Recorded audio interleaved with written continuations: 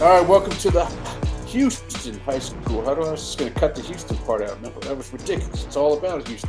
Houston High School Huddle with Matt Stepp and the Wizard, and we are talking area round football, but we're not even going to touch the area round until we talk about what happened in the bi-district round, because we'll start off with the positive. We're going to throw some kudos out there. Side Lakes get some kudos. Grand Oaks get some kudos. Those are some first playoff wins there for a long time. I don't know if Grand Oaks has ever won a playoff game.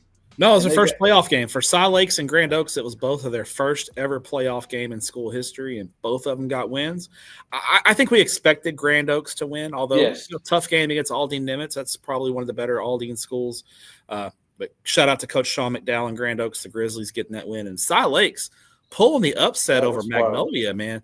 I on Saturday, I was talking to a Klein Collins coach who was, at Thorne Stadium scouting the Woodlands because they played Saturday night, and I was there.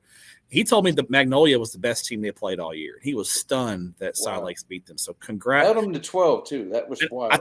I said it preseason. I said Side Lakes was like my sleeper team. You remember we talked about I absolutely remember that. I don't know if you thought they were sleeper to make the playoffs, but and they're over here playing the area around. You may mean state. I don't know what you mean. You didn't. Tyrone Carter is doing it. His coaching staff and those kids are doing an unbelievable job. I could kind of see it during 7-on-7, them kind of turning the corner, and that was kind of why I went with them. Had some nervy moments there. Middle of the year, they kind of struggled a little bit, but they got their wheels back on, and look at them now. They're playing in the second round of the playoffs. And they get just about a home game, too. I guess they won the coin flip or something. Yeah, they're playing at Berry Center, right? Yeah. So I mean, it's a home game. Both had nominees for Coach of the Year going up against each other. Yeah. As he goes up against College Park. Well, you can't have positives without a little negatives. My negatives, first and foremost, I guess 5A Division I. We could just throw it all chips in for Barbers Hill. Let's throw them all out there and see what they can do. On Dave Campbell's, in our graphic, I picked LaPorte to win the state championship in 5A Division I, and for a half, I was feeling pretty good about things. I was like, oh, here we go. And just fell apart in the second half. I mean, there's no sugarcoating it at all. They credit to Pflugerville Weiss. They made some adjustments on the defensive side of the ball, pitching a shutout in the second half. But, the block punt return, I think, really swung that momentum fully. When they blocked the punt, I was watching the game online, and I was like, I think Weiss is going to win this football game. They can just – the block punt. LaPorte couldn't do anything on offense in the second half, and I think, LaPorte's got a lot of pieces that are back next year. They're going to be a contender again next year, but I feel like this was an opportunity to let slip away, and disappointing for sure. Angleton, the injury bug just bit them. They just couldn't overcome it, and just sad because they had I think a team that could have contended for a state championship as well. Crosby, I thought, played really well. Nearly, and I've seen some forum posts and message board talk that some Crosby folks are upset because Coach Willis. Basically what happened was, those of you didn't know, Crosby scores late, kicks the PAT to tie the game up, and there's a penalty on the PAT. Crosby elects to take the points off the board and go for 2 in the win, and didn't get it and lost the game. It's easy to second guess that decision after the fact. If they convert, Coach Willis is a genius, right? Yeah. And Crosby won the game. I'm not there, so I don't know. I'm sure they felt great about the play call, and I think Crosby was a little bit of an underdog, so I don't have too big of a problem with it. But it's easy to Monday morning quarterback when it doesn't work. But it's a gutsy call, and it just didn't work out, and so that's just what happens. But yeah, I mean, now in Houston, you're just down to because the HISD schools were swept out by the Port Arthur, Beaumont, Lufkin district, and other than Barbers Hill, they're the only one left. That's all that's left. We're putting all the chips in there. Let's see what happens. They got a tough game this week against Austin Anderson. I'm sure we'll touch on it at some point. We'll get to 5A D1. Well, some other kind of disappointments. I was kind of disappointed in how Ridge Point played, obviously, against Dawson. I understand they had a slew of sick players.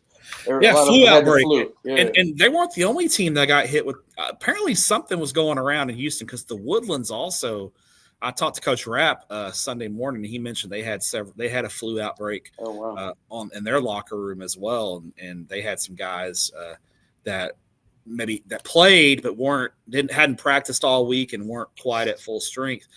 So yeah, I mean, and I talked about this on Tep and Step, right? Like if you're a Ridge Point apologist like I am, because I picked them to win state preseason, and I picked them, you're like, okay, they had the flu outbreak, they're going to be fine. And you look at the game flow against Dawson, they were up 21-0 quick. Right. And then they just ran out of gas. They ran out of gas basically after the first quarter. Right. and so if you're like, okay, if you got a bunch of guys who've been sick with the flu all week, they probably don't have a lot of juice. I know their running back didn't play the second half because he was still sick. And so, yeah, he didn't play the second half. He played the first half and didn't play the second half because he just couldn't go. And so, you look at that and you're like, okay, here's the thing about the Ridge Point. We'll talk about Ridge Point North Shore, but I mean, it's now or never for Ridge Point. It lines up for them this year. They have the pieces to beat North Shore. Now, will they do it or not? I don't know. We've talked about Ridge Point and some of their reputation of being a soft team, right? Well, they can shed all of that this week if they beat North Shore. Absolutely. But you got to do it. Run around with these B12 shots, man. Make sure everybody gets a B12 shot 4 times a day. You got to do it. A lot of vitamin C, a lot of airborne. If you want to sponsor the Houston High School Huddle, hit Ward up. Hit me up. Yeah, hit him up. So whatever you can do, you got to have. This is the year, right? And if you're going to do it, it's this year. But until you do it, you can't shed that reputation. And like you were saying, I was feeling like this was the year for LaPorte too, considering they had 7 home games. They had broken the new stadium. Everything was pointed towards this year, and it just and they went 9-1. They regular season, but they just a second half collapse, and it's just it is what it is at this point. And so it's disappointing for sure if you're a LaPorte fan. Give me your thoughts on the Dickinson at Atascocita game. It was kind of like we thought. It was going to be an offense of almost 100 points scored. And Dickinson finally beats Atascocita. I believe that's the first time in the playoffs they beat them. First time they've beaten them ever. Ever in life. 6. Yeah, I think they're 0-6 against Atascocita. And I was at one of those games at NRG Stadium a few years ago when Atascocita beat them. For Dickinson to get over the hump is huge. I mean, and Atascocita, listen, this is they Carde Mack went out on his shield. He played an unbelievable football game and really did everything he could to lead Atascocita. That game was 37-37 at the half. What a wild football game. Wow. The story to me is Jace Washington, the sophomore wide receiver who just got called up for JV like a few weeks ago, plays running back and has a monster night for Dickinson in the win. Malachi Gamble, their running back's been out with an injury. I know they're expecting him or hoping to get him back maybe this week, and they might need him this week against Pearland. But Jace Washington was unbelievable. Lorenzo Aguirre at quarterback. Dickinson's offense, no notes, right? The one concern, you gave up 564 yards and 47 points. That's the concern. But then if you're a glass half full Dickinson fan, you're like, okay, well, we're not going to face Carde Mack anymore. We finally exercised that demon and got through it. But it was a great football game.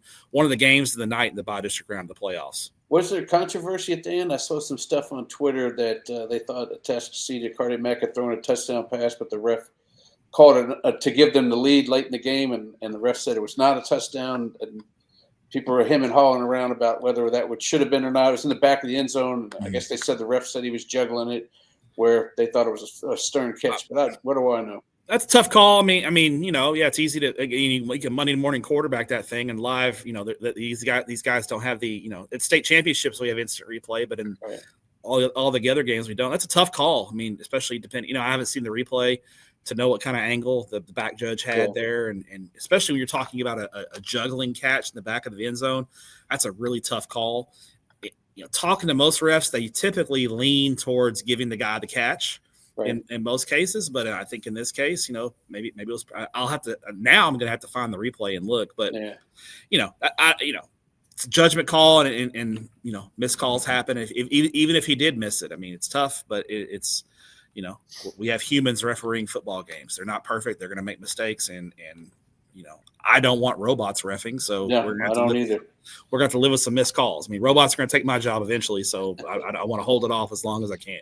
They took all the cameramen's jobs at the NBC. That when I go in there and do the show, and I bring our bobblehead guest in and sit down, he's like, "Where is everybody?" I said, "It's all robots. Watch out! These cameras are going to get you at some point. They're going to roll over your foot." Yep. And there's a quick solution for that too. Don't give up a half 100. You won't have to worry about a last second Yeah. touchdown. Yeah. Maybe not give up 51 points and you'd be all right. I was talking to a ref on Friday. I was at Wiley East and Rockwell Heath up here, and the ref was talking about how he had two games Thursday, a 3 and a 7. Came back, did this. No, he had one game Thursday at 7. Came and went to Nacogdoches for a basketball game. Came to Wiley for a game. Saturday went up to Oklahoma for another game. I tell you what, you gotta love doing a ref job. Everybody says, "Hey, listen, I wouldn't wish it on my worst enemy because the crap they get," but they love it. It's something they love, and there's so few of them out there that we need to cherish the ones that love it a lot. Yeah, especially the good ones, and yeah, I mean, they're not doing it for the money. I mean, they make money, but they ain't making enough money probably that they deserve. So, yeah, I mean, they're doing it because they love it and they love sports and they love being around the game, and we can't, I don't want robots reffing, and I damn sure don't want coaches reffing. So we need to, I've been to JV games where coaches are having to ref, and it's not pretty. So let's, we need more refs. So if you're thinking about doing it, jump in. We need you. Jump in and be unbiased. All right, let's jump into these. Speaking about jumping in, let's jump into what we got going on here in the area around. Let's talk about the Woodlands Klein Collins. Man, I wish it wasn't on Saturday, but it is. I think now that Woodlands is on the Saturday, they're going to stay on Saturday, right? For the most part. Yeah, 6:00 Saturday at Thorns. By the way, Thorns Stadium. Oh my gosh! Yeah, great place. The renovations are great, huh? Oh, it's unbelievable. Just the biggest video board I've ever seen at a high school stadium. That thing is massive. Beautiful stadium, beautiful facility, great atmosphere. Should be a great atmosphere for the Woodlands and Klein Collins. Got to see Woodlands and Aldine Davis Saturday night. And Woodlands, listen, Aldine Davis is tough on defense. They've got Kelvin Chatham's done a great job there. They got a great defense. The Woodlands, 24-0. I think they kind of played the game that was in front of them. They jumped out to a quick 17-0 lead and just kind of sat on them the rest of the game. They just really didn't let Aldine Davis kind of breathe a little bit. They just kind of comfortably held him at bay. So I'm not worried about the Woodlands offense. I think they just all combination of getting out to an early lead and Aldine Davis being good on defense kept that thing somewhat competitive. Collins, though, is a great team. They feel like a team of destiny right now, at least to make a little bit of a run. I actually like Braden Scoggin and Scoggin in this game is going to be a great quarterback matchup. Jack Dalton and Braden Scoggin. I just feel like Klein Collins has that culture and that mentality. I think they're going to have and I think they match up. Teams that throw the ball tend to struggle against the Woodlands because they've got such an experienced secondary. Parker Stewart and Caden Bartolozzi back there in the secondary do such a great job. They're just so experienced back there in the back end. I think the way to beat the Woodlands is to be physical and run the ball right at them. And guess what? That's what Klein Collins does. That's like their MO. And I think their defense is good enough to hold Woodlands in check. So I think it's going to be a very entertaining game. I can promise you, while I'm at my game Saturday night, I'll have my tablet out and I'll have this game locked in on Texan Live. I'm going to be keeping a close eye on this one. I'm excited for it. But I kind of lean towards Klein Collins here. Yeah, I feel like they can shorten the possessions and keep it away from Woodlands if they have nice 5-6 minute drives every time they get the ball. What do you know about what's going on in Duncanville? Do you have anything that you can share with us on that quarterback situation where they had a guy, Maximus Stinson, that's led them for 7 games, and then all of a sudden they don't play him anymore and pretty much say it's not an injury. So, and last week when they won their game against Temple, their wide receivers were doing sweeps and the quarterback threw it like maybe 5 or 6 times. Your thoughts on? Do you know anything that you can share, or your thoughts on what's going on up there at Duncanville? Nothing confirmed. I mean, there's a lot of rumors out there. You can find them if you want on Facebook and Twitter. Duncanville's not going to tell anybody. If you think Reginald Samples keeps things close to the vest, normally when stuff like this is happening, he's definitely keeping it close to the vest. So I don't want to speculate. I don't know for sure, and I haven't talked to Coach Samples or anyone on staff at Duncanville to know for sure. But what we know is that he's not playing right now, and we don't know if he's playing this week or not. And right now, you have to assume until he plays that they're going to go with Rivers at quarterback. And I think Duncanville's defense is going to be good enough to keep them in most games. And it's an interesting matchup. I think it's going to be a style game against Rockwall Heath. If Rockwall Heath can lure him into a track meet, they could pull off the massive upset here. But if Duncanville's defense, does what I think they'll do. I just don't think Rockwall Heath can block them, and I think Duncanville may win a similar game to the Temple game where it's 35-14, 35-21, that kind of game. I just don't know if Rockwall Heath can score enough. In the preseason, we talked a lot about, or at least maybe I talked and threw the narrative out there about for Region 2 teams, their Super Bowl is kind of getting to the third round. Then they're like, okay, we got Duncanville or DeSoto to play, and maybe we should bow out. But over the last 3 years, it's been kind of competitive. I know 3 years ago, the Spring Westfield game was very competitive down in, I believe they played that in Temple. And then last year, the Woodlands played Duncanville very tight for that game. So could one of these two teams, whoever wins between Collins and Woodlands, break through? Yeah, I think it's possible. I think they'll be underdogs. So let's just assume Duncanville beats Rockwall Heath, which I think they will. I don't think Rockwall Heath is going to be able to slow Duncanville down. Rockwall Heath is a great offensive team, but their defense is average at best. On a good day, they'll give up 50 on you. So I think Duncanville is going to advance, and I think whoever went, the Woodlands has played Duncanville multiple times and always kind of played him close for a half and then kind of pulls away. Last year, they kind of gave him a game for about 3 quarters. So, I don't think the Woodlands will be in awe of Duncanville. And this is, right. Let's be honest, this is probably not Duncanville's best team they've had in quite some time. Yeah. So, and then Klein Collins, if they get there, I think that the way they play and their style, I don't think they'll be intimidated by Duncanville in the least. I think they'll be underdogs, both of them. But I think there's a better chance of maybe an upset being pulled this year than there has been in the past. It'll be a fun deal. All right, let's move on to Region 2 here and talk about Grand Oaks against Cy Ranch. Grand Oaks, like you said, they got their first playoff. They got their first playoff win ever, but I think it probably ends here the way Cy Ranch is playing. Yeah, Will Blaylock's got Cy Ranch playing their best football at the right time. They're peaking at the right time. They started out a little slow, and I was big on Cy Ranch preseason, and then they start out 1-2 with losses to Tompkins and Houston Memorial. Now, looking back, the Memorial loss probably doesn't look near as bad. A 1-point loss doesn't look near as bad now, considering what Brooks Hack has done there with Memorial. But Cy Ranch they've won, I think, now 8 in a row. Right. They won 8 straight, rolled through the district, were dominant. Their defense against Klein was outstanding, holding that Klein offense to 24 points. The Cy Ranch team is playing their best football at the right time, and I think they push on past the second round. Great season for Grand Oaks. They finally broke through. Great senior quarterback there in Grant Smith at Grand Oaks. But I think Ranch is going to be a little bit too much in this matchup that's going to be taking place Friday night there over at a Tomball. So I like Cy Ranch. I think Braden Baker, Cy Ranch's quarterback, is really underrated. He's got a lot of weapons around him to spread the ball around too. And the key is Cy Ranch in the trenches is outstanding. This is a complete football team, and I think they're going to be into Thanksgiving weekend.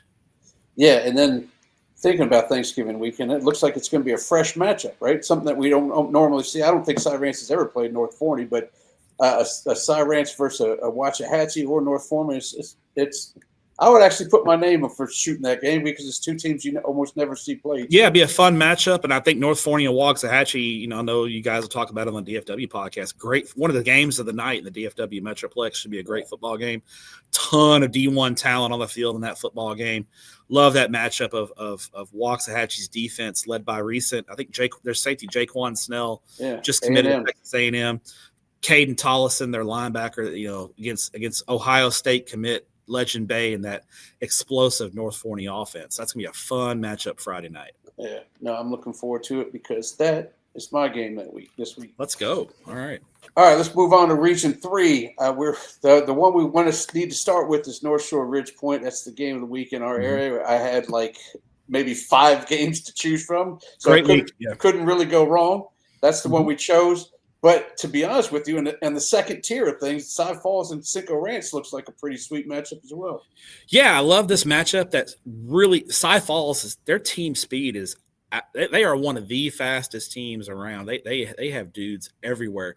Love their young offense. They're young, but they're super talented. And here's the thing: we're at game 12. They're not young anymore. These guys have played 11 football games. They've been through the battles, got some nice wins on the resume. Big test against a red-hot Cinco Ranch offense led by Davis Roop. Chris Dudley probably doesn't get the credit he deserves as the coaching jobs that he's had. Some teams at Cinco Ranch the last couple of years that were really young and found their way into the second and third round of the playoffs. And I think this is another one of those teams.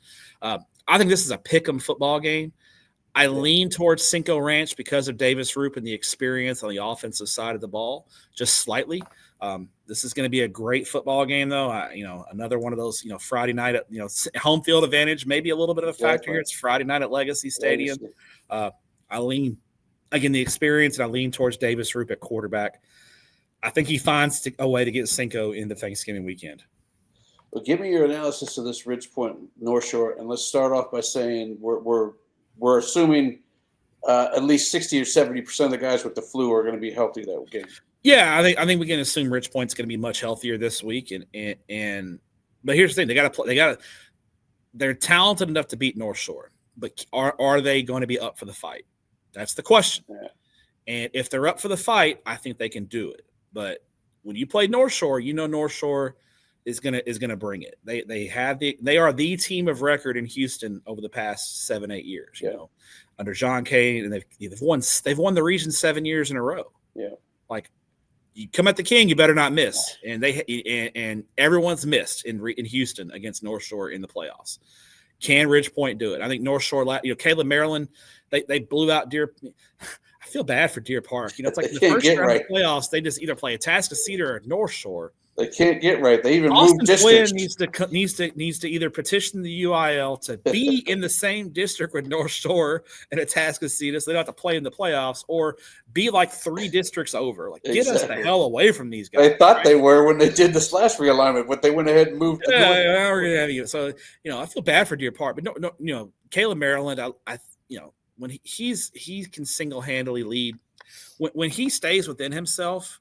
In the Summer Creek game, I felt like Caleb was trying to do a little too much, and it worked against him. I think if he stays within himself and stays within the system, he's going to be fine. And North Shore's got playmakers. They're young, but they got playmakers. I love their defensive line. Their front seven is outstanding. This is a great matchup. But Ridge Point matches up with North Shore. Right. The key is going to be, is Ridge Point, are they tough enough and up for the fight? If they are, and so I think that's the key. I'm going to stick with Ridge Point because I've been riding with Ridge Point all year, and I'm going to give them the flu pass against Dawson. And listen, I think we're also taking things. Yeah, Dawson is a very good football team, and they got down 21-0, and they didn't pack it in. They were up for fight and nearly pulled off the upset of the year. So give Dawson a little credit. I think Ridge Point is going to, they got their scare last week. I think they're going to be focused and ready to go, and I think they've got something to prove. They are going to be out to prove a point, because here's the thing. If they don't beat North Shore, then everybody that said Ridge Point's a soft program and a soft team is going to be validated here. They get a chance to bury that. This is a chance for them to bury that narrative and shut everyone up, and this is the week they do it. So I think they do it. We'll see, but I think I'm going to go with Ridge Point here. I may look real stupid, and on Friday night, North Shore wins by 4 touchdowns, and we're like, okay, here we go again. But I think playing North Shore last year, and Ridge Point in that game last year, Ridge Point got off to a slow start and got down. I think it was 21 or 28-0 right away. But then the last 3 quarters, they were right there step for step with North Shore. Do they have that confidence that, hey, if we just don't – and I think the first quarter is going to be key here. Who can Ridge Point get off to a quick start, or at least not let North Shore get out of the gates to a fast start? That's going to be the key here. Yeah, you mentioned 4 touchdowns, man. They will never be able to shake that moniker if they lose by 4 touchdowns. Yeah, This is a legacy game for the Ridge Point program. Like they can. If they don't win here, I told Tepper, it's now or never. If they don't do it now, I don't know if they ever do it. Huge week of practice there. I hope they're in their ears the whole week. All right, the lower half, we got Lamar against Strake Jesuit, which actually could be somewhat decent matchup, although I don't know if Strake can go anywhere else if they start falling behind besides Johnny Abear. That's Johnny Abear is stay close to the top. I love this game. This is 2 teams inside the loop.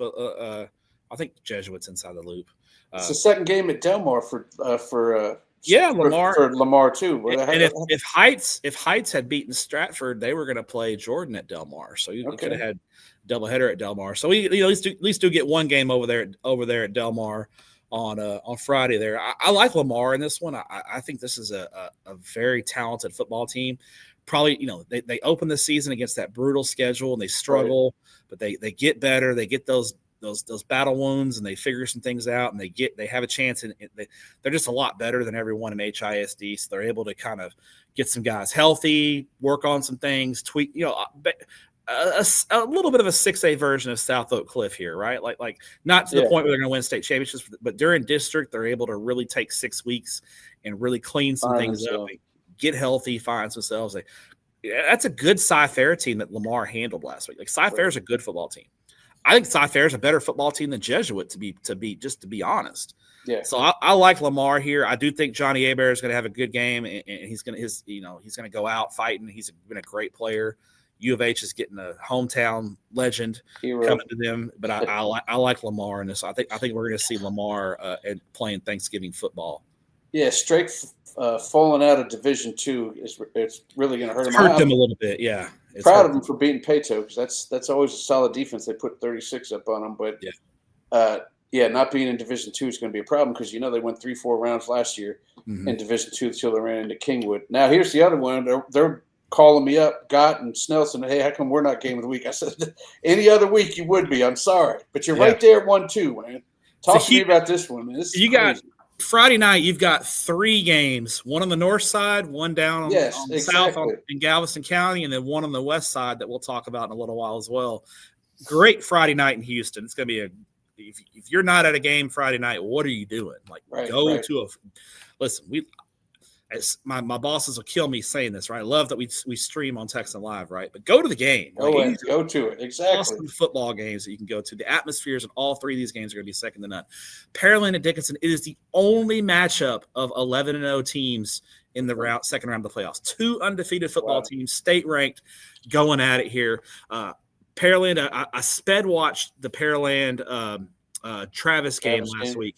Online last night, actually, and very impressed. Jamori Champion at running back was outstanding. Kind of a converted wide receiver, but he's got a real feel for the position. He had a big game.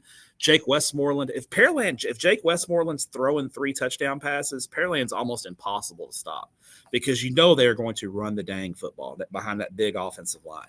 And then my guy Ed Smith in the secondary, 2 interceptions to return 1 for a touchdown. That's a grown-up's name. That's a solid guy right there, Ed Smith. Easy he does your taxes. Easy Eddie does your taxes. He's like an accountant. He's probably making straight A's in the classroom. And he comes tape out on the glasses. He takes some joints off and Superman goes out on the field and picking passes off and leading that really good pair. I love the Pearland front 7 on defense. This is a football team built in the image of BJ God. Like this is he's got that program. They look the part. Like you look at Pearland on paper and they pass the eye test. And somehow they're in the shadows this whole year at 11-0. They feel like they're in the shadows. Yeah. And they look at their schedule and it's like, okay, now looking back at it, it's like, okay, that win over Houston Memorial, they aged very well. Exactly. But they beat Shadow Creek, they beat Manville, they beat Pearland. Like they've got a solid resume. They're just not flashy. They're just not the sexy, flashy. They don't have the sexy names. They just go out there and get the job done. Very workman-like football team. And when Pearland's had the year Pearland won state, it was the same exact thing. Like no one talked about Pearland all year. And then they're in the state championship game against Trinity, and no one's expecting them to do anything, and they pull off the upset. So, this is kind of there's some vibes here with Pearland. You got Dickinson, and they get over a cathartic win over Atascocita. They get over the hump, and like I said, Chase Washington, what a game for him. Quarterback Lorenzo Aguirre, a 3-year starter, program kid, been in the system, doesn't probably get the credit he deserves, and he had a huge game.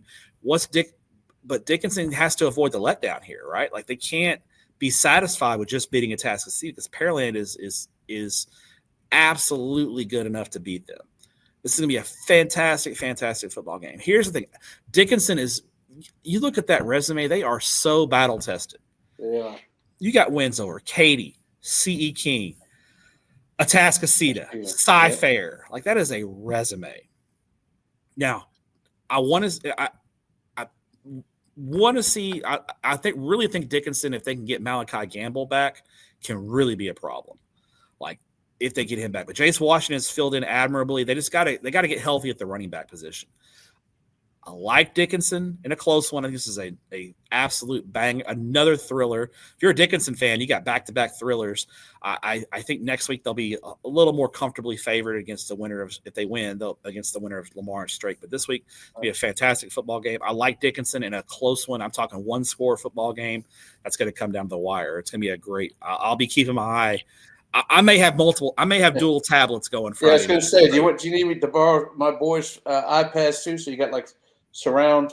Tell the ladies in the press box at my game that I'll talk about Friday night to put Texan Live. I'll give her my login for Texan Live. Let's put it on the TV. Put it on the big screen. I got you. Yeah. I feel like Dickinson can play style, so they can play whatever style you want to play and still make it happen. But this is one of those teams that John Snelson I think has been waiting on there at Dickinson, and this could be the team that breaks.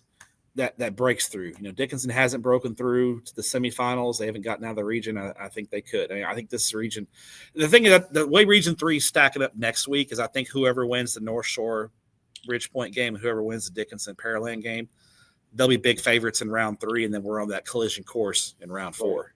Which will be awesome. All right, let's move to Division 2, 6A Division 2. We have College Park and Side Lakes. Like I told you, the battle between two Coach of the Year candidates. Both of them. College Park's just playing kind of on another level here.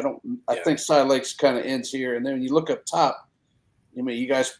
It's hard to believe, but DeSoto's never beaten Longview. They played them 6 times, haven't beaten them, and last year they got the pants beat off them in Waco, and they're playing that game in Waco. So give it another shot. Yeah. We'll start with the local games. Start that I think College Park, again, great season for Coach Tyrone Carter. I don't think there's a lot to say about this football game. I think College Park's a big favorite here. Yes. I'll be very surprised if this game is close in the fourth quarter. I just think College Park's got too much. Right. But what a season for Side Lakes, and I think they should be congratulated. And who knows, maybe they're going to prove us all wrong. And I'm going to get a text from Coach Carter Saturday morning and be like, "Thanks for all the compliments." Yeah, what was that?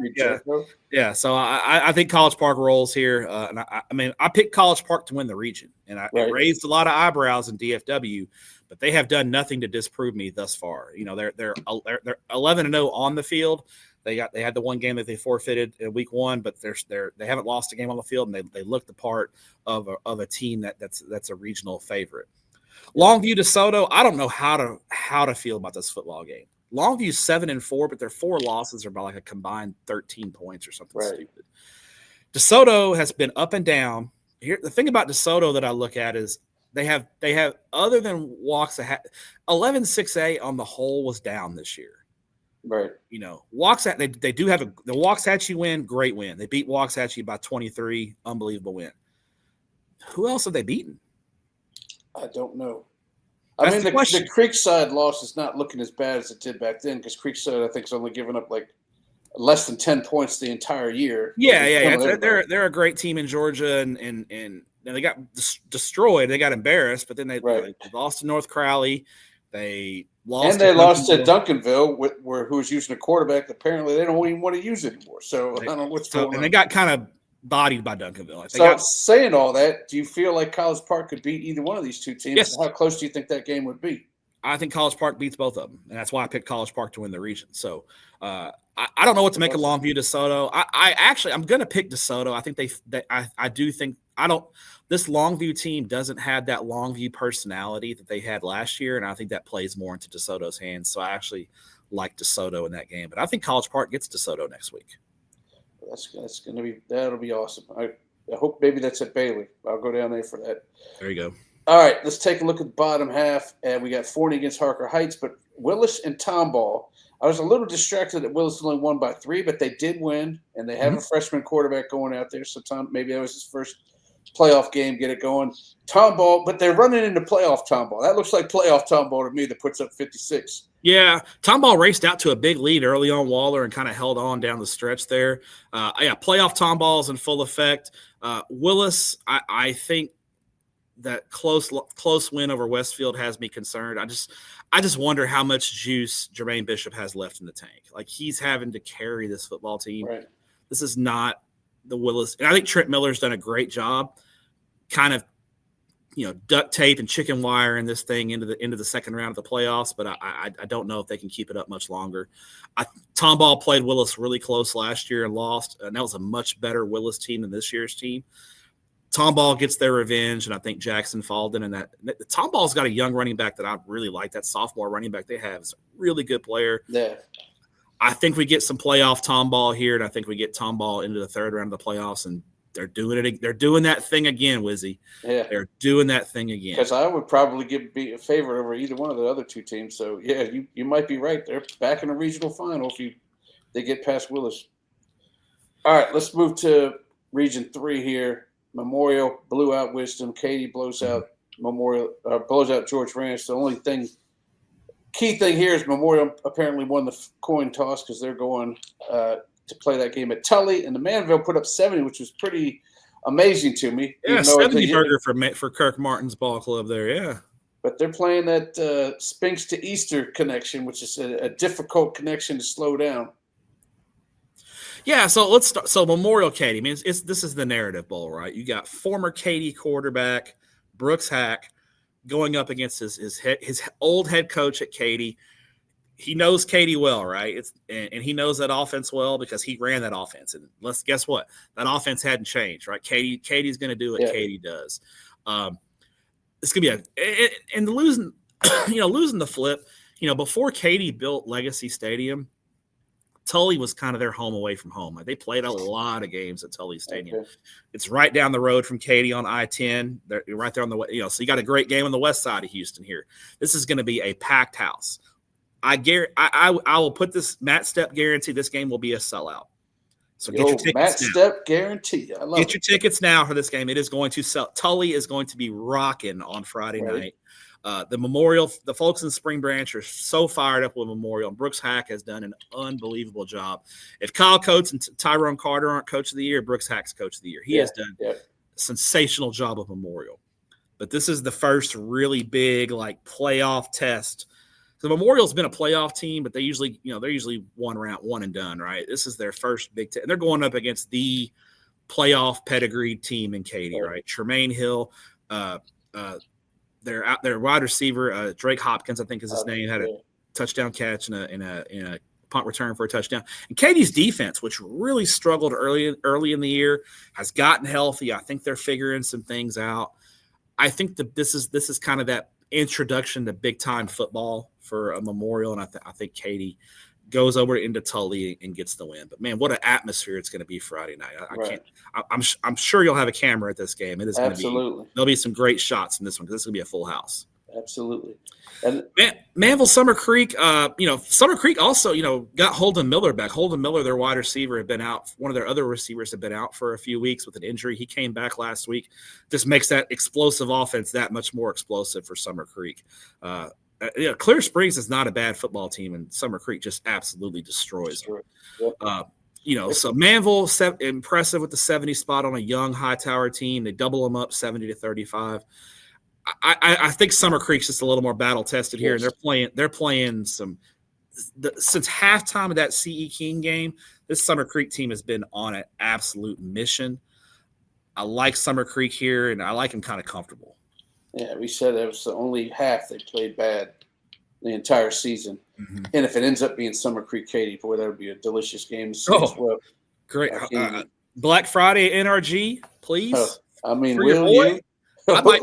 I'll come to Houston for that. I will be in H-Town. I was just in H-Town last week. I'm not coming this week. You get that game at NRG as part of a Black Friday triple header. Your boy is in the house. He'll sleep in the parking lot. He don't care. He's got to be there. All right, lower half of the district. Another Tully game on Saturday. Stratford against Katy Jordan.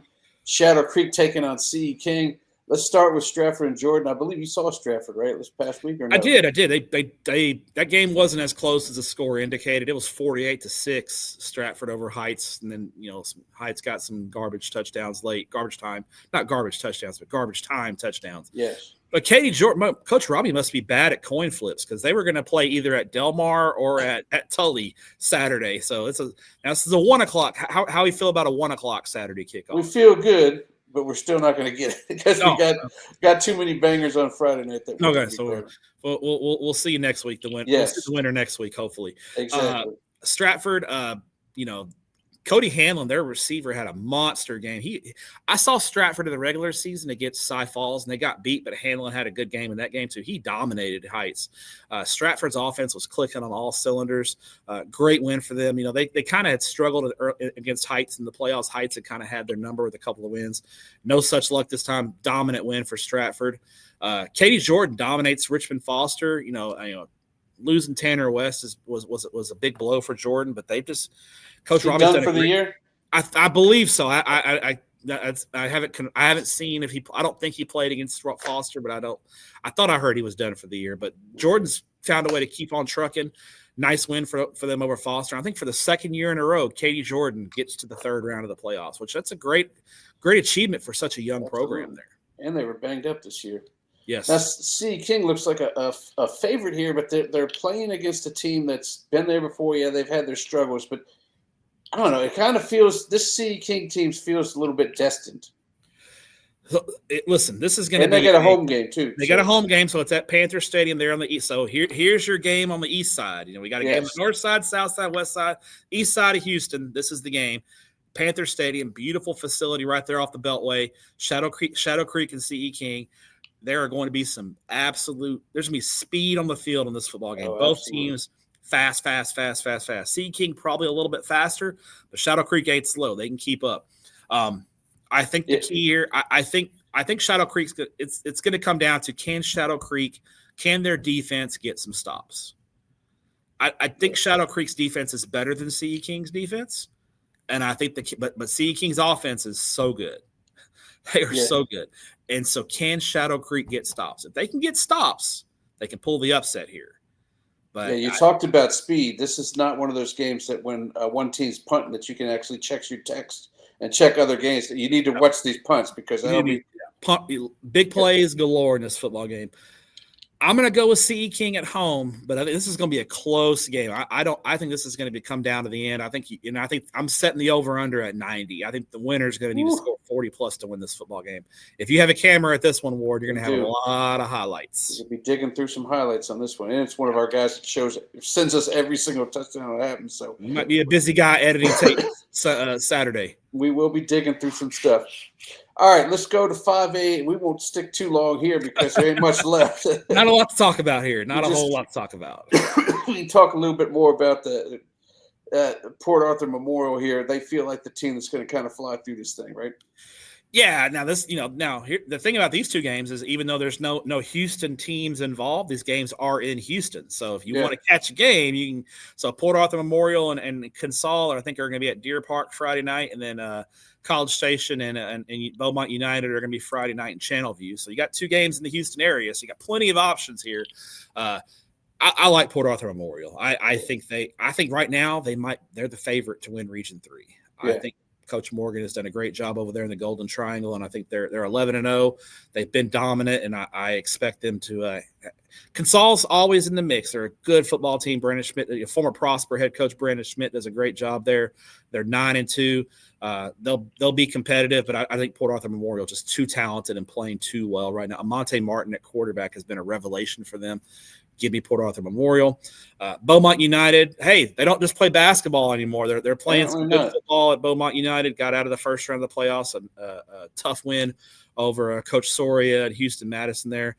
I think the run – College Station is red hot. Now, granted, they beat a banged-up Angleton team, but College Station was playing really well down the stretch. They beat Pflugerville Weiss week 10. They started out 0-4, and they've won now 7 in a row. And I think they get to 8 in a row here. I think College Station rolls fairly comfortably over Beaumont United. So we're going to get Port Arthur Memorial and College Station Thanksgiving weekend. Gotcha. Well, let's move down to our only hope here. And you told me that Barbers Hill here might have a battle on their hands with Austin Anderson. Yeah, Anderson, though, Anderson started out the year 9-0. looked great. Yaheem Riley, the Texas commit, Caleb Crenshaw, their running back, set an Austin ISD rushing record, been unbelievable. The last 2 weeks, though, Anderson has struggled. They get beat by Pflugerville Weiss, which, okay, Pflugerville Weiss, we see them at the top of the bracket here. Pretty hot. And then last week at home, they had to get a 2-point stop. Friendswood scores late to get it to 1, and they decide to go for 2, and Austin Anderson gets the stop. So they escape with a 35-34 win. Barbers Hill, all due respect to Waltrip, there, Barbers Hill was going to roll in that game. I don't think you can learn a lot from that game. Right. So it's going to be a Saturday 5:00 game at Berry Center. So it's not going to make the show. But hey, if you're looking for, if you don't want to go to Thorne Stadium on Saturday, you can go to Berry Center and catch a good game. I'm going to go with Austin Anderson, but I don't have a good feel for this game at all, to be honest, Ward. I think this is a pick 'em toss-up game, but I feel like Anderson, they played poor the last 2 weeks. I think they put it together and have a much better football game. I like Austin Anderson. And then speaking of games, I don't have a good feel for. I don't have any feel for Weiss and Lufkin. Weiss and Lufkin, no. No, Lufkin kind of. Where's that game at? Do we know? It's Friday night at Wood Forest Bank. So another game in the Houston area. So it's in the Houston area, non-Houston teams. There'll be a lot of Lufkin people there, though. Lufkin travels well, and Woodlands is not far from Lufkin. They just go right down 59, and they're at Humble before you know it. So I don't know what Weiss, I think, has the more frontline talent, but I wonder Lufkin's physicality, and they're a little more dynamic on offense. Laporte's a little one-dimensional. I think Lufkin's a little more dynamic. Carl Absek, the head coach there at Lufkin, former Barbers Hill head coach, has done a great job. It's possible we get a Lufkin Barbers Hill rematch in round 3, the Absek Bowl Part 2. But I don't know. Lufkin and Weiss, both these teams have disappointed in the playoffs recently. I wonder if Weiss has kind of shed that under new head coach Malcolm Hill, who came in, another Prosper connection. He was the offensive coordinator at Prosper before coming to Weiss last year. So I'll go with I think we're going to get an all-Austin regional semifinal on this side with Weiss taking on Austin Anderson. Well, by saying that wipes us out of 5A Division I altogether, huh? We can't even hang that on purpose. Sorry. All right. Well, I guess I'll mark that game off when it comes to state championships. I'll take a break that day. All right. Let's go to Division II, Region 2. We lost Montgomery to Mount Pleasant. They played a tough game, but they ended up losing that one. And how about Huntsville, man? Talk a little bit about Huntsville. A very mediocre year, but they go to Marshall and get a big win, and their defense held it down. They're going to need to hold it down against Terrell. Terrell's undefeated, 11-0.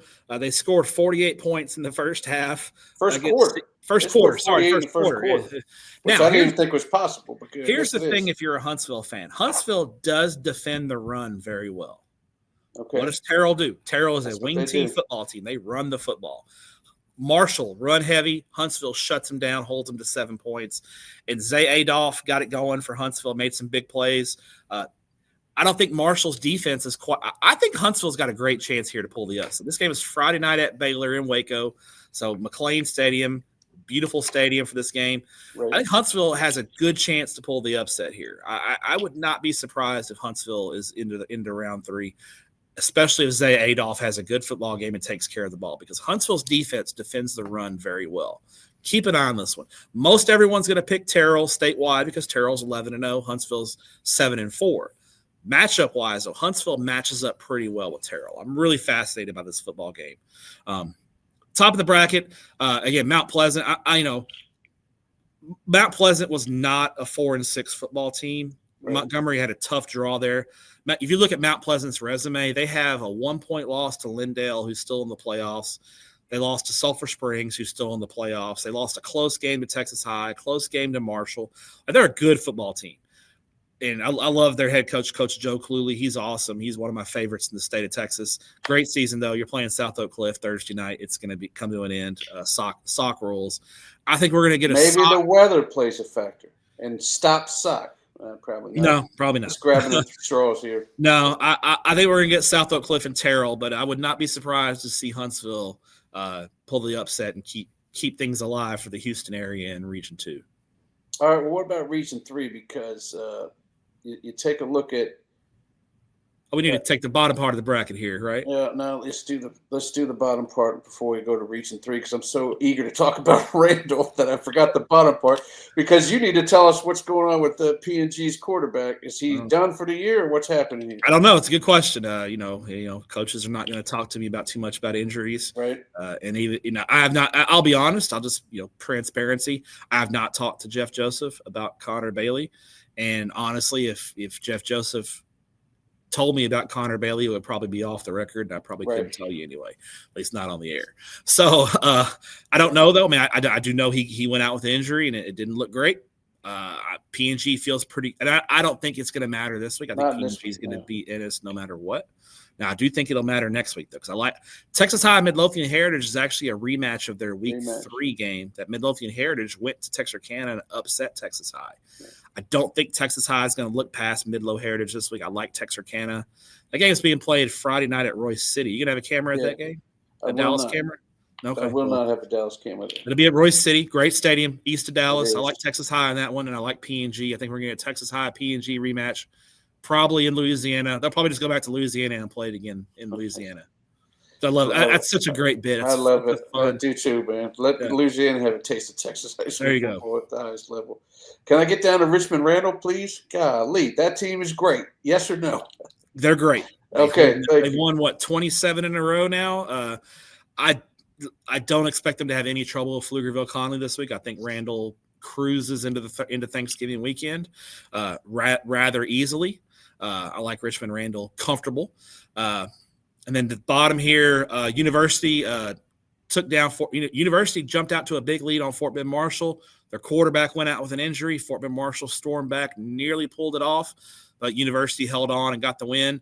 And then I think Bastrop takes down University. Bastrop's got a great quarterback, Weston Nielsen. That's a Saturday game at 2:00 there at Mary Hardin Baylor. I think Randall and Pflugerville-Conley is a Friday night game, though. Yeah, it is. Right. It is. Yep. Is that in the Houston area, or where are they playing that game? It's being played at Bryan, so probably not going to have a camera at that game. I don't think it's going to be competitive anyway, so I think we're going to get Richmond Randall and Bastrop in Thanksgiving weekend. I got you. We will be at a game coming up here pretty soon that I definitely want to hear your opinion on. Texas City gave it their all, lost to Brenham. They're out. Brenham's taking on Liberty Hill. I'm still hearing from my guy that Carson White might be hurt. Is that true or is it not true? Do you know anything about that? Or is that another thing that you can't tell me about? I have heard that as well. Okay. And so I'm actually going to go back and watch Iowa Colony's game against Belton just to see if there's anything we can glean for that. I don't think it'll matter this week. Pflugerville's got a really good quarterback on their own in Cole Taylor. I believe he's a Division I prospect. So Pflugerville can score some points, but Iowa Colony is a complete football team. I don't think they'll have any trouble with Pflugerville this week. Next week, and I don't know if Carson White. I don't think if at the top of the bracket, I like Liberty Hill to beat Brenham. Yeah. Brenham just has not been right late in the year. I don't know if they've had a couple of injuries, and I think Liberty Hill gets them going. I think if Iowa Colony and Liberty Hill play next week, I think the bigger key in that game is going to be Iowa Colony's defense. I don't think Liberty Hill stops Iowa Colony with or without Carson White. I think the key is going to be, can Iowa Colony's defense slow down that slot T offense of Liberty Hill? If they do, they'll win the game comfortably. Right. If they don't, it'll be a 55-54 kind of game, and whoever has the ball last will win. That's kind of how I see that game potentially going next week. But I think Iowa Colony will need Carson White in the regional final if they get to that point against Randall. Interesting. By the way, remember Jarrett Lee at Brenham back in the early 2000s? Mm-hmm. Former LSU quarterback.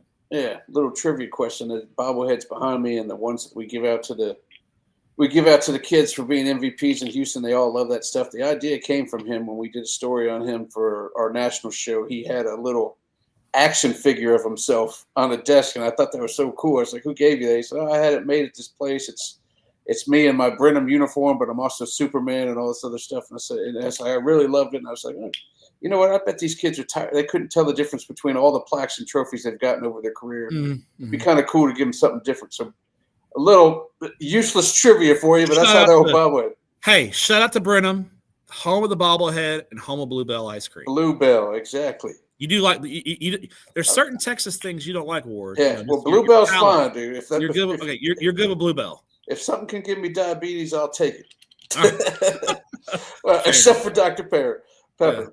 All right, let's go to 4A Division I Region 3. Mm-hmm. Stafford took care of Wheatley, and another North HISD team got blown out by Navasota. Now, what do you think about the Bridge City win over Chapel Hill? Because Chapel Hill has that East Texas name, and that's always like seeing Debo come and taking your chain whenever you see the East Texas teams coming to town. But Bridge City didn't get bothered by them. Yeah, I think great win for Josh Smalley and the Bridge City Cardinals to get that win over Chapel Hill at home. That's it was in Bridge City, so that's big. Right. They held on for the win. Chapel Hill just had some struggles. They finished fourth in district. They lost some close games. Just didn't seem to have it this year. I think Bridge City can take down Navasota though. I think Bridge City is the favorite in that game. I like Bridge City to advance.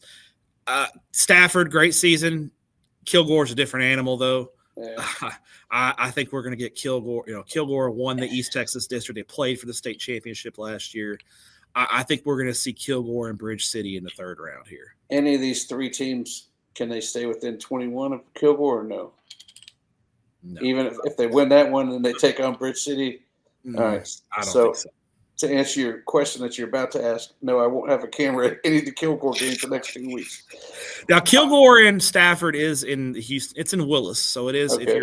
If you're interested and want to see a state title contender in 4A, Kilgore and Stafford. It's Friday night at Willis. All right, if you're itching to go.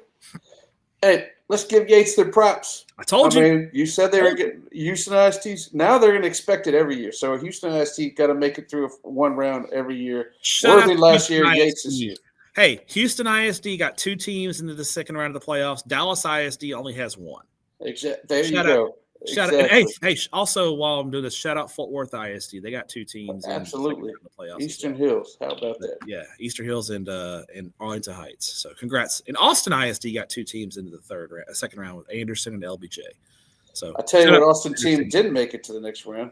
Westlake. But that's another story for not Austin ISD somewhere else. Yeah, sorry about that. The future Austin podcast you're doing. Got you. I think this thing keep rolling. Can we keep rolling with Yates? They're putting up offensive numbers, but man, Pine Tree looks like a tough squad. Pine Tree's tough. They're one of those tough East Texas teams, big and physical. I think Yates is going to need to hit some big plays and then try to hold up on defense as long as they can. This is going to be a tough task for Crockett. Crockett is a long, long way. For those Crockett is in deep East Texas. If you go to Huntsville and then get on Highway 19 and go north, about an hour north of Huntsville is where Crockett is. It's in the middle of the woods. It's a small town. Great stadium though. This is different. A lot of these Yates kids probably haven't been outside the Beltway. And right. And now you're taking them out of their element into deep East Texas against the East Texas football team in Pine Tree. Tough matchup. Taking them into the woods against a team named Pine Tree. That doesn't sound very good. Pine Tree's right at home in the woods, right? So tough matchup. I think Pine Tree gets them here. I do think Yates will be competitive, but I think Pine Tree's size and depth wears. Pine Tree's a big for it, like big size wise, like as far as like their physical size, right. But also big in numbers. Because they're a bigger 4A program, so I think Pine Tree wears them down in the second half. I'm excited about this Crawford-Lindale game. This is going to be in Nacogdoches Friday night at Dragon Stadium on Nacogdoches High School. This is a fun football game. I think this is a really intriguing football game. Lindale is outstanding. They are a complete football team. Their one loss this year was to Kilgore in district play. They've got a really good defensive end, Caleb Walker, committed to Texas Tech. They're big, they're physical, they've got good speed. Quarterback Hank Thurman, running back Emilian Johnson. They've got a lot of playmakers at Lindale. Their weakness is in the back end of the defense. Crawford is the wrong team to have a weakness in the back end of the defense on because Alvin Mosley is a freak show. That dude is unreal. He is a big play waiting to happen. Crawford is creative getting him the football, and they can put up points in a hurry. The key is going to be, I think Crawford's going to score on Lindale. Can Crawford's defense get stops? That's the key here. I think this is going to be a close football game. I like Lindale, but hey, here's the thing. 2 years ago, Iowa Colony played Lindale in the second round, and this is Iowa Colony's second year. Iowa Colony knocked off Lindale. Okay. Do we have a repeat with Crawford this time? I don't know. Yeah, you're right. But it lines up right. I think Crawford can play with Lindale. I think Lindale gets the win, but I think this is going to be a high-scoring, interesting football game. Well, you say Linwood, Dale, but you sold me on Crawford, so I'm going to say Crawford on that. There you go. All right, let's move on to Region 4 because we still got one team left there with Bay City taking out Midway by 20. They're taking on Austin LBJ, though. So your thoughts on that one? Tough matchup. Bay City bounced back after that crazy Week 11 game where, I mean, I'll be honest, they got screwed by the refs. And I'm not one to usually say that, but they got a bad deal there. They bounced back. Great win over a good Toloso Midway squad out of the Corpus Christi area. Beat them by 20 on Saturday. Another Saturday game, 2 o'clock kickoff there in Brenham. Hey, Bay City, go beat LBJ and get some Bluebell and head on back to Bay City. Very tough football game there. Here's the key. I think Bay City's a tough matchup for LBJ because LBJ is not very deep. They're super athletic at the skill positions. They are loaded with speed and talent. Bay City can keep up. They got speed and talent as well. They are good, and I think they have the edge in the trenches. If Bay City's defense comes to play like they've been the last few weeks, I like Robert Jones Ball Club to get the win and pull a slight upset here. Nice. But the district the region's named after Davenport. You think Davenport takes out Calhoun? Yes, Davenport's 11-0. Calhoun upset them last year in the playoffs. I think Calhoun's got Davenport's attention. I like I think we're gonna get Bay City and Davenport in the third round. By the way, this is week 2 of the playoffs, and I'm having the darndest time finding Thursday games. I don't like it. I found 3 in DFW, and if you count Ganado, and I'm not going out to wherever the heck they're playing. That game's not even in Houston. I can't find them.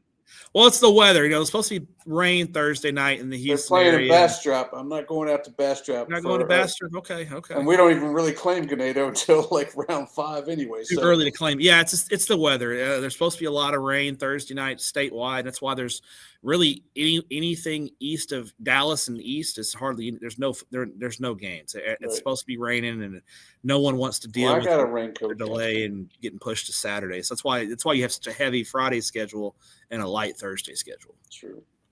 All right, let's go to the last part. We really don't need to stay here. We just want to talk about how El Campo didn't quite make it out of the first round. Yeah, lost the Reeve Bowl again. Travis Reeve, head coach at El Campo, lost to his brother Charlie Reeve, the head coach there at Cal Allen. I like Cal Allen to beat Canyon Lake, and I like Lavernia, who won the region last year, to get past Somerset. Kind of a all San Antonio matchup there at the top. I like Lavernia and Cal Allen to advance. 78-0. Good Lord. All right. Let's move to Division 2 here, where there's the other camera game we have, Freedom Field. We will be at West Columbia and Sealy.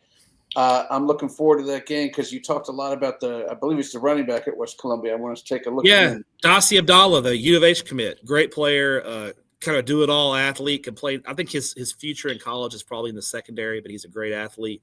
This is a great little small school, all Houston matchup of West Columbia and Sealy. Kane Killo and Sealy. Playing great football right now. I think they got a little bit too much for the Roughnecks. I like Sealy in that one. And I think that top game, not a Houston area game, but West Orange, Stark, and Robinson, a very interesting football game. I think it could be hot. Robinson's got a quarterback, Bryce McCurdy, who is an elite recruit. Should be a fun matchup there, West Orange, Stark, and Robinson. I think that game is actually in the Houston area. I think they're playing Friday night there at Planet Ford Stadium in Spring. Okay. Yeah, that's one stadium. That stadium didn't get used that much in the playoffs. It's a nice stadium too. It is. I've been to a couple of playoff games there. It's a very nice stadium. I actually shot a game there myself. Well, this is what we should have talked about at the beginning, man. Belleville falling off the China Spring. I forgot. That's one of the disappointments there. Losing in overtime. Big upsets in the state, yeah. Huge. But Lamar keeps going on. I don't know if Lamar can take on China Springs, but having Belleville not there is huge. And then, of course, Sweeney didn't make it out that round, too. Are we done with this side of the bracket after this week, or do you feel like Lamar can beat China Spring? So China Spring was the 4 seed out of they're in the same district. China Spring is located just outside of Waco. They're in the same district with Waco, La Vega. They were the 4 seed. One thing China Spring does really well is stop the run. Okay. They can stop the run. So the matchup against Belleville really favored China Spring, at least from a matchup standpoint. Lamarck's a little more balanced. I mean, Wade Oliphant, you talk about a guy who quietly has done an unbelievable job rebuilding Lamarck. Wade Oliphant has done a fantastic job with the Cougars.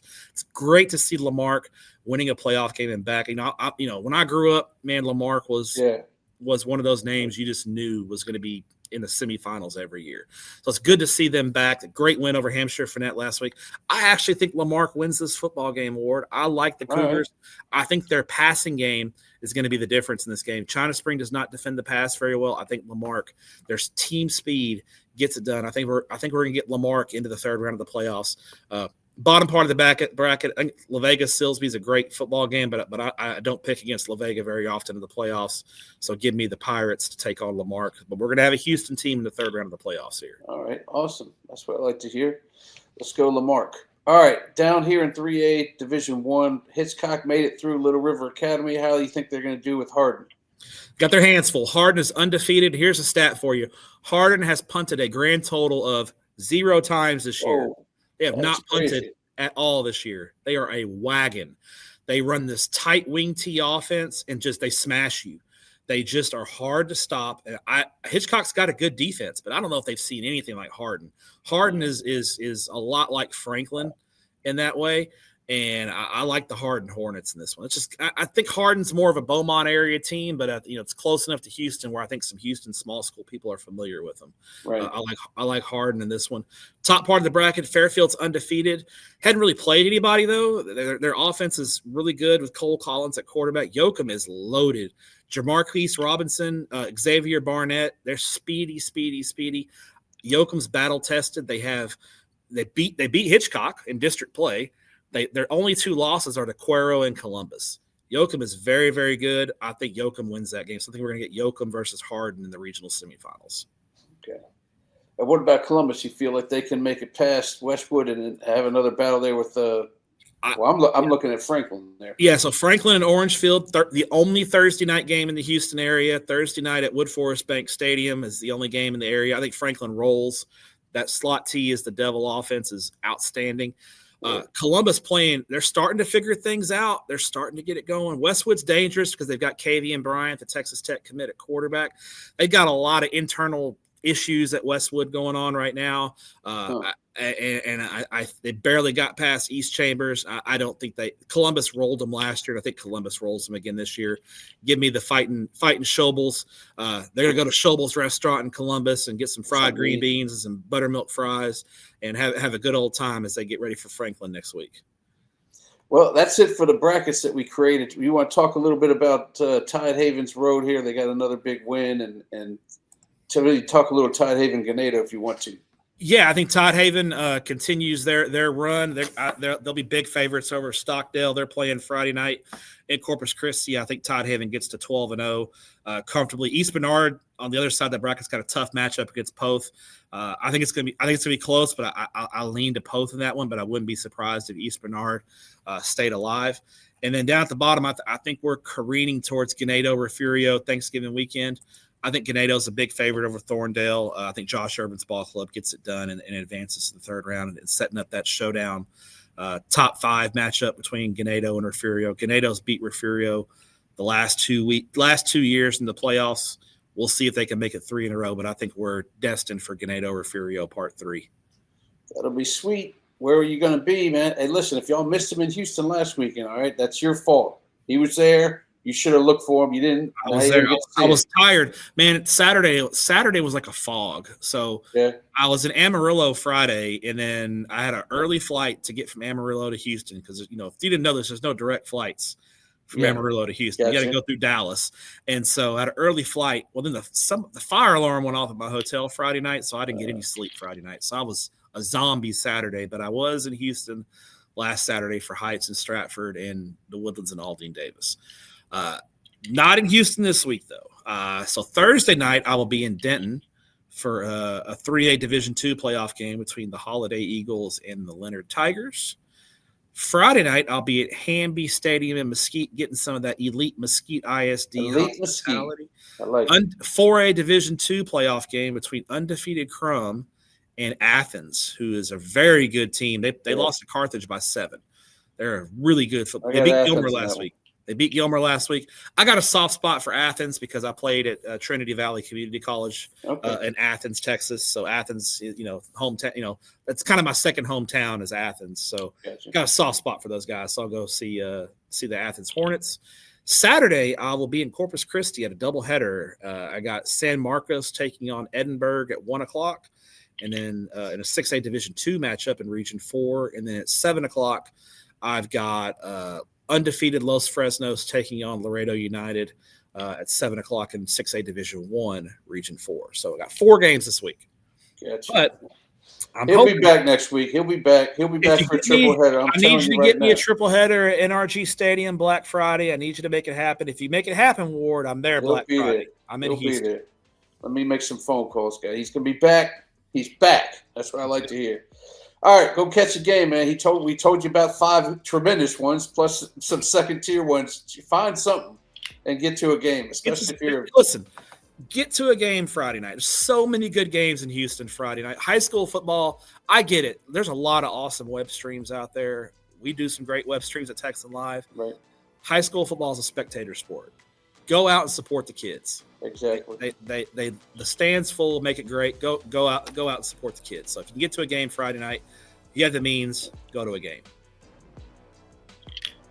Absolutely. All right, we will talk to you next week and find out what you're going to have for your second Thanksgiving of the year. We'll talk about that, and we'll also talk about round 3. So we'll see you later, Stepp.